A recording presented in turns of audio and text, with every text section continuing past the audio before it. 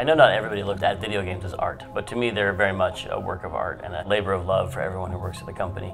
The importance of art to me is about making connections between people, expressing something with a video game that has this something basic and true and human about it that someone else will see, and kind of the recognizing of the humanity between the person making the game, the person playing the game, is part of what art is all about to me. I think our games, we've always just sought to make that connection with the player.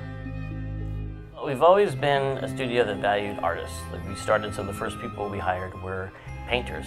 We always wanted to really value that and not force a bunch of limitations on the artists or teach them to use some sort of really arcane piece of software or have to type their art in as a text field or other crazy things that often artists have to wrangle with when they work with technology.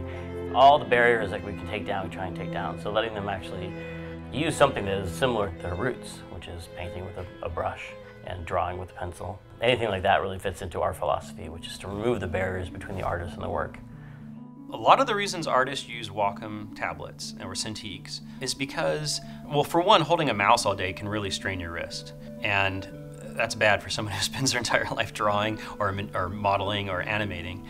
And also, I think just as a creative person, you know, your initial training, the first thing you hold as a kid is a pencil or a paintbrush. So holding something that's closer to that just feels more natural for an artist. And I think holding a puck all day just kind of takes you away. You get used to it, but it's just never quite the same. But if you talk to the artists and you watch them work, people are just generally happier holding a pen.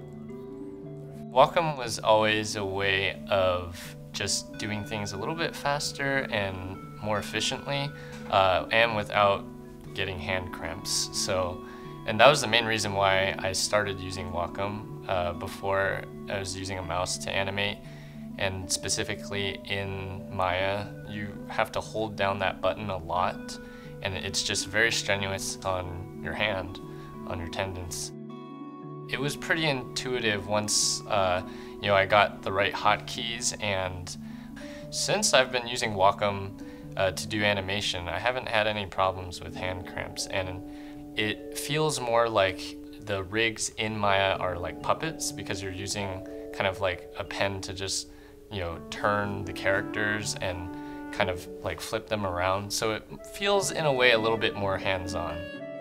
I was pretty much finishing college at the time. I was using a mouse for a long period of time, you know, up until then. And I thought, if I'm gonna sit in front of a computer all day, I might as well have a pencil in my hand. It's just, there's just something so much more natural about that. And so from that point forward, I just started using a Wacom pen for everything. I came from an art background where I was using a pencil, so it just seemed right to just continue forward using a pencil. That's my favorite thing about the Wacom, is that it feels like I'm, you know, using an old-timey type of art process, even though I'm using new technology.